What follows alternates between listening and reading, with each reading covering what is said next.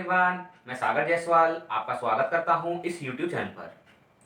आज की इस वीडियो में हम बात करने वाले हैं कैरेक्टरिस्टिक्स ऑफ मैनेजमेंट। कैरेक्टरिस्टिक्स को आप फीचर्स भी कह सकते हैं। तो चलिए स्टार्ट करते हैं। सबसे पहले फर्स्ट कैरेक्टर आपका आता है management is a goal oriented process. अब मैनेजमेंट को गोल ओरिएंटेड प्रोसेस क्यों कहा गया है? सबसे पहले आपको यह समझना होगा कि गोल का मतलब क्या होता है।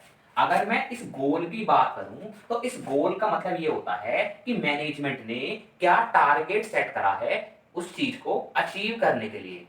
अगर मैं एक एग्जांपल से आपको समझाऊं तो समझिए कि मान लीजिए आप अभी अभी 12th क्लास में आए हैं, तो आपने अपना एक बोर्ड एग्जामिनेशन में मार्क्स लाने का एक टारगेट सेट करा होगा। मान लीजिए आपको 80% लाने हैं, मान लीजिए आपको 90% लाने हैं या 90 प्लस लाने हैं।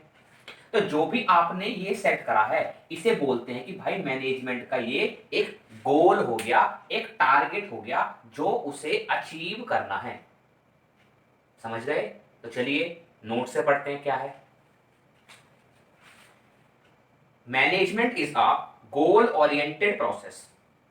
The purpose of management is to achieve organisational goal. हर मैनेजमेंट का एक मेन एम होता है कि उसे ऑर्गेनाइजेशन गोल को अचीव करना है। वो गोल कुछ भी हो सकता है, चाहे आपको प्रॉफिट इंक्रीज करना हो, सेल इंक्रीज करना हो, प्रोडक्शन इंक्रीज करना हो, कुछ भी चीज वो हो सकती है। Different organisation have different goals. बहुत सारी ऑर्गेनाइजेशंस के बहुत सारे गोल्स हो सकते हैं। हर ऑर्गेनाइजेशन का वेरी करता है कि उसका गोल क्या है। For example, a business aim at satisfaction of customer, earning profit and increasing goodwill of the business। मतलब एक बिजनेस का ये एम हो सकता है कि भाई उसे ज्यादा से ज्यादा प्रोडक्शन करके, प्रॉफिट कमा के, कस्टमर को सेटिस्फाई करके, गुडविल इंक्रीज करके, ये कुछ गोल्स डिफरेंट बिजनेस के या एक ही बिजनेस के हो सकते हैं। तो ये हो गया आपका पहला कैरेक्टर या फीचर ऑफ मैनेजमेंट। चलिए बात करते हैं अब मैनेजमेंट के दूसरे कैरेक्टर की। दूसरा कैरेक्टरिस्टिक्स आपका है मैनेजमेंट इज ऑल परवेसिव और यूनिवर्सल। इसका मतलब यह है कि मैनेजमेंट हर जगह लगता है। यूनिवर्सल मतलब होता है हर जगह, किसी भी ऑर्गेनाइजेशन में, किसी भी फर्म में, आप कहीं पर भी चले जाइए, मैनेजमेंट हर जगह एप्लीकेबल होता हुआ आपको नजर आएगा। चाहे वो टॉप मैनेजमेंट हो, चाहे वो मिडिल लेवल हो, चाहे वो लोअर लेवल हो, कोई सा भी आपका लेवल हो, आपका हर जगह मैनेजमेंट लगता हुआ नजर आएगा। मैनेजमेंट का मतलब ही ये है कि चीजों को मैनेज करना ताकि आपको ज्यादा से ज्यादा आउटपुट मिल सके। अगर मैं परवेसिव और यूनिवर्सल दोनों का मतलब यही है, आपकी फर्म एक्स हो, आपकी फर्म वाई हो, आपकी फर्म जेड हो, आपकी फर्म ए हो, बी हो, सी हो, कोई फर्क नहीं पड़ेगा। इसका मतलब यह है कि मैनेजमेंट हर तरह के डिपार्टमेंट में, हर तरह की फर्म में एप्लीकेबल होता है। अगर मैनेजमेंट ही ढंग से एप्लीकेबल नहीं हो पा रहा तो आपको कोई भी आउटपुट, कोई भी प्रॉफिट नहीं मिल पाएगा। इसलिए मैनेजमेंट बहुत ही ज्यादा जरूरी है, इसलिए इसे यूनिवर्सल और परवेसिव इन नेचर कहा गया है। तो चलिए देखते हैं नोट्स में क्या लिखा हुआ है। मैनेजमेंट इज ऑल परवेसिव और universal. The common activities involved in managing are common to all organization. हर ऑर्गेनाइजेशन में कुछ एक्टिविटीज कॉमन होती हैं, इसलिए इसे यूनिवर्सल कहा गया है। वेदर इकोनॉमिक, सोशल और पॉलिटिकल, रिलेटेड टू मनी हो, सोसाइटी से रिलेटेड हो, पॉलिटिकल से रिलेटेड हो, हर जगह आपका मैनेजमेंट लगता हुआ आपको नजर आएगा। Thus it is universal in nature. They can be applied to all types of organized activities in different countries. अगर कंट्रीज की बात करी जाए तो हर कंट्रीज में भी मैनेजमेंट आपको लगता हुआ नजर आएगा, उनके ट्रेडिशन, उनके रूल्स, जो भी उनका है उसके according. Because of difference in tradition, culture, economic system etcetera. तो इन शॉर्ट मैं अगर आपको बताऊं तो मैनेजमेंट हर जगह, हर एक प्लेस पे आपको लगता हुआ नजर आएगा, इसलिए इसे यूनिवर्सल इन नेचर कहा गया है। चलिए अब बात करते हैं मैनेजमेंट के थर्ड कैरेक्टर के बारे में। थर्ड कैरेक्टर का नाम है management is a multi dimensional. अब मैनेजमेंट को मल्टी डायमेंशनल क्यों कहा गया है? मैनेजमेंट को मल्टी डायमेंशनल इसलिए कहा गया है क्योंकि वो बहुत सारे काम एक साथ परफॉर्म करता है। कौन कौन से वो काम है? पहला है मैनेजमेंट ऑफ वर्क, दूसरा है मैनेजमेंट ऑफ पीपल, तीसरा है मैनेजमेंट ऑफ ऑपरेशन। तो चलिए समझते हैं इन डिटेल में कि मैनेजमेंट ऑफ वर्क क्या कहता है। मैनेजमेंट ऑफ वर्क ये कहता है कि एक ऑर्गेनाइजेशन के अंदर मैनेजर का जो भी गोल है या जो भी टारगेट उसने सेट किया है उसके अकॉर्डिंग उसे किस तरीके से काम को परफॉर्म करना है ताकि वो अपने टारगेट को अचीव कर सके। तो in short management of work के अंदर मैनेजर आपका ये देखेगा कि कौन सा काम किस बंदे को दिया जाए ताकि उस काम को अच्छी तरीके से वो कर सके। चलिए पढ़ते हैं कि नोट्स में क्या लिखा हुआ है। Management translate the work in term of goal to be achieved and assign. मतलब इसका मतलब ये है कि मैनेजमेंट ने जो भी गोल सेट करा है उस गोल के अकॉर्डिंग अपने काम को करेगा। Full stop. It's also makes plans and establish a clear relation between authority and responsibility of each job. अब जब उसने गोल के अकॉर्डिंग काम को असाइन कर दिया तो यहां पे दो बात निकल के आती है, अथॉरिटी और रिस्पॉन्सिबिलिटी। अथॉरिटी का मतलब होता है कि किस बंदे को क्या पावर दी जाएगी। रिस्पॉन्सिबिलिटी का मतलब होता है उस पावर का यूज करके आपने कितना काम को परफॉर्म करा अच्छे तरीके से। तो ये हुआ आपका पहला डायमेंशन। चलिए अब समझते हैं दूसरा dimension, management of people. Management of people का मतलब यहां पर ये होता है कि आपके मैनेजर को ये भी ध्यान रखना होगा एक ऑर्गेनाइजेशन के अंदर कि हमारे यहां पर कितने लोग काम करेंगे, कितने प्रेजेंटली कर रहे हैं और इन फ्यूचर हमें कितने बंदों की रिक्वायरमेंट हो सकती है। तो मैनेजमेंट ऑफ पीपल का मतलब ये होता है कि आपको अपनी फर्म के अंदर लोगों को ही मैनेज करना है। आप इस तरीके से भी इसको समझ सकते हैं कि कौन सा बंदा किस काम को परफॉर्म करेगा। ये भी एक मैनेजमेंट ऑफ पीपल का ही पार्ट आप कह सकते हो। चलिए पढ़ते हैं नोट्स में क्या लिखा हुआ है। Management of people. Management of people implies management of individual, that is to allot authority, responsibility and establishing reporting relationship। अब यहां पर तीन ऐसे वर्ड आए हैं जिनमें आपको थोड़ी सी प्रॉब्लम हो सकती है। सबसे पहला है अथॉरिटी। अथॉरिटी का मतलब होता है कि एक बंदे को क्या पावर दी गई है। रिस्पॉन्सिबिलिटी का मतलब होता है उस पावर के अकॉर्डिंग उसने कितना उस पावर को यूज करके टास्क को परफॉर्म किया। एंड स्टैब्लिशिंग रिपोर्टेड रिलेशनशिप मतलब होता है कि एक बंदे को पावर दी गई, उसने उस पावर का यूज करा, यूज करके जो रिजल्ट आया उसका रिप्लाई वो किसे करेगा। रिप्लाई करने को बोलते हैं establishing reported relationship. It also includes that organization should be optimally staffed, understaffing and overstaffing may disturb the effectiveness and efficiency। इसका मतलब ये है कि अगर एक ऑर्गेनाइजेशन के अंदर ज्यादा बंदे हैं, कम बंदे हैं, इसकी वजह से इफेक्टिवनेस और एफिशिएंसी में डाउनफॉल आएगा। इफेक्टिवनेस और एफिशिएंसी मैं इससे पिछले वाली वीडियो में आपको अच्छे से समझा चुका हूं। देखिए नीचे कुछ पॉइंट्स दिए गए हैं, पढ़ते हैं क्या है। Dealing with employees as individual with diverse need and behaviour.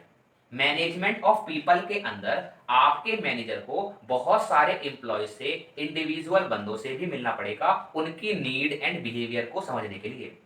अगला पॉइंट लिखा है dealing with employee as a group of people. अब जिस भी एम्प्लॉय से आप डील कर रहे हैं वो कहीं ना कहीं आपकी ग्रुप का एक पार्ट है।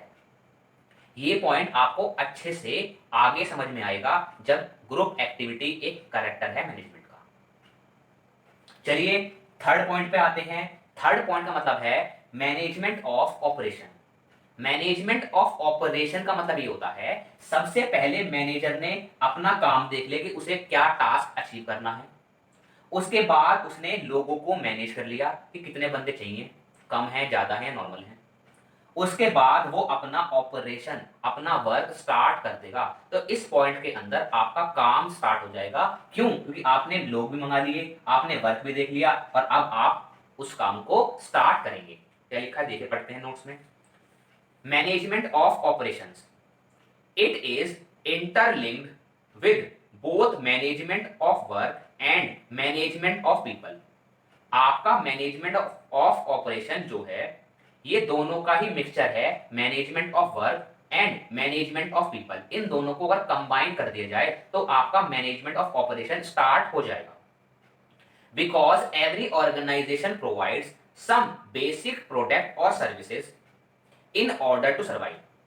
मतलब हर ऑर्गेनाइजेशन कुछ ना कुछ प्रोडक्ट, कुछ ना कुछ सर्विस आपको प्रोवाइड कर रही है।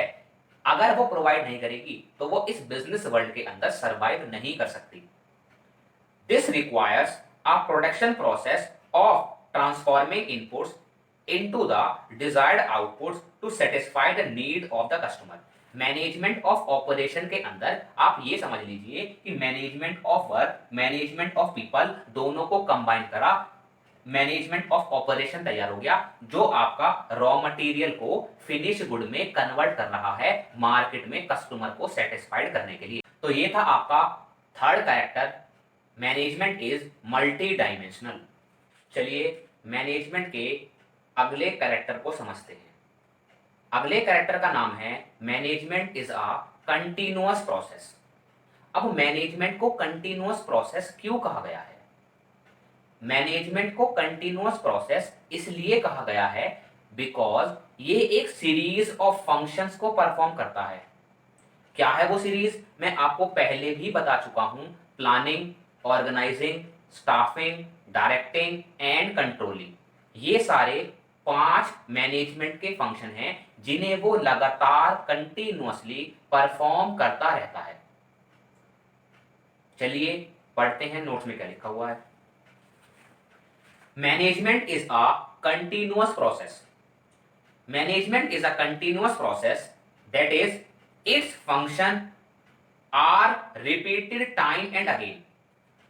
इट्स फंक्शन का मतलब होता है planning, organizing, staffing, directing and controlling. इन्हें वो continuously again and again perform करता रहता है। Management does not stop anywhere. आपका मैनेजमेंट कभी भी नहीं रुकता, हर जगह या हर टाइम वो कंटिन्यूअसली चलता ही रहता है। It is an ongoing process of planning the activity and execution of plan through organizing, staffing, directing and controlling. Management हर टाइम प्लानिंग करता रहता है, कुछ कुछ टाइम बाद फिर उसे एग्जीक्यूट करता है, परफॉर्म करता है organizing, staffing, directing and controlling के बिहाफ पे। तो ये था आपका फोर्थ कैरेक्टर। चलिए अब समझते हैं पांचवा कैरेक्टर क्या है मैनेजमेंट का।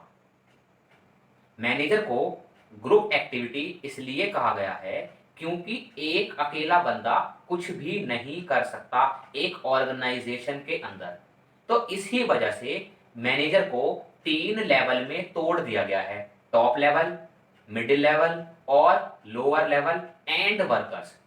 अब हर लेवल और वर्कर्स अपना अपना काम परफॉर्म कर रहे हैं। अगर मैं आपको समझाऊं तो टॉप लेवल में आपके जितने भी ओनर वगैरह हो गए, सीईओ हो गए कंपनी के। अगर मैं मिडिल की बात करूं तो मिडिल लेवल के अंदर आपके जितने भी डिपार्टमेंटल हेड्स हो गए। अगर मैं लोअर की बात करूं तो लोअर लेवल का मतलब ये होता है कि आपके वर्कर के ऊपर जो एक बंदा सुपरवाइजर बैठा हुआ है उसे आप लोअर लेवल मैनेजमेंट कहेंगे। यहां पे फिर आएंगे नीचे वर्कर। तो एक ऑर्गेनाइजेशन के अंदर बहुत सारे लोग होते हैं काम को परफॉर्म करने के लिए, इसलिए इसे कह दिया गया कि ये एक ग्रुप एक्टिविटी है क्योंकि हर बंदों का यहाँ पे ग्रुप बना हुआ है जो पूरे के पूरे टास्क को, काम को परफॉर्म कर रहे हैं। चलिए समझते हैं क्या लिखा है नोट्स में। Management is not a one man show. एक अकेला बंदा ऑर्गेनाइजेशन के अंदर कुछ भी नहीं कर सकता, इसलिए कह दिया गया कि management not a one man show, it's a group activity and every individual working in the organization fully known his responsibilities and duty। एक ऑर्गेनाइजेशन के अंदर हर बंदे को ये पता होगा कि क्या उसका काम है और क्या उसकी रिस्पॉन्सिबिलिटी है। टॉप को अलग पता होगा, मिडिल को अलग पता होगा, लोअर को अलग पता होगा, वर्कर को अलग पता होगा कि मुझे क्या काम परफॉर्म करना है कितने टाइम पीरियड के अंदर, which he is expected to complete within the time frame allotted। Top को अलग टाइम होगा, मिडिल का अलग होगा, लोअर का अलग होगा, वर्कर्स का अलग होगा कि कितने टाइम में आपको कितनी एक्टिविटीज या कितने वर्क को परफॉर्म कर देना है। ठीक है, लिखा है आगे, every individual joins in the organization with different and multiple needs. अब कोई भी बंदा बाहर से ऑर्गेनाइजेशन के अंदर जॉब करने के लिए आ रहा है तो उसका एक पर्सनल मोटिव हो सकता है जॉब करने का, लेकिन जो वहां पर जॉब परफॉर्म कर रहा है उससे कहीं ना कहीं ऑर्गेनाइजेशन का गोल भी अचीव होता है। देखिए लिखा है, every individual join the firm या organisation with different and multiple needs also known as personal objective. ये भी आगे आएगा, समझ जाओगे आप। But work towards the achievement of organisation goal. कोई भी बंदा डिपार्टमेंट के अंदर जॉब करने के लिए आए, उसकी पर्सनल नीड हो वो एक अलग बात है, लेकिन कहीं ना कहीं जो जॉब परफॉर्म कर रहा है उस जॉब से ऑर्गेनाइजेशन का गोल अचीव होगा। चलिए अगला करेक्टर समझते हैं। अगले करेक्टर का नाम है management is a dynamic function. अब डायनामिक का मतलब क्या होता है समझते हैं। डायनामिक का मतलब ये होता है कि कंटिन्यूअसली कुछ ना कुछ चेंज होते रहना। जैसे कि आपका इन्वायरमेंट कंटिन्यूअसली चेंज होता है, कभी गर्मी, कभी सर्दी, कभी बरसात, कभी कुछ। ऐसे ही मैनेजमेंट को अपने आप को इन्वायरमेंट के अकॉर्डिंग चेंज करना पड़ता है। अगर मैनेजमेंट फिक्स्ड होके काम करेगा, एक ही पॉलिसी को यूज करेगा, तो कहीं ना कहीं उसको लॉस देखने को मिलेगा आने वाले टाइम में। इसलिए कहा गया है कि मैनेजर को टाइम टू टाइम अपनी पॉलिसीज को चेंज करते रहना चाहिए, जो भी इन्वायरमेंट की रिक्वायरमेंट हो या नीड हो। चलिए देखते हैं नोट्स में क्या लिखा हुआ है। In order to survive management should make changes according to the business environment. मतलब इन्वायरमेंट की क्या रिक्वायरमेंट है उसके अकॉर्डिंग मैनेजर को अपनी एक्टिविटीज पॉलिसीज के अंदर चेंज लेके आना चाहिए। Static and fixed business policy no longer ensure profitability of any business. अगर एक बिजनेस फिक्स्ड पॉलिसीज को यूज कर रहा है, अपने आप को इन्वायरमेंट के अकॉर्डिंग चेंज नहीं कर रहा, तो कहीं ना कहीं इसका इंपैक्ट उसके सर्वाइवल पे और उसके प्रॉफिट पे पड़ेगा। In order to maintain regular growth manager should make some changes in policy as per the need of business environment.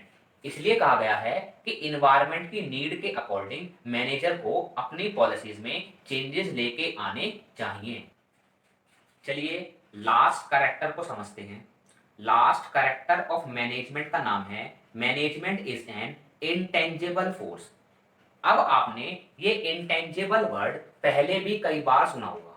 Intangible word का मतलब होता है कि जो चीज कभी भी ना दिखे, बस आप उसे फील कर।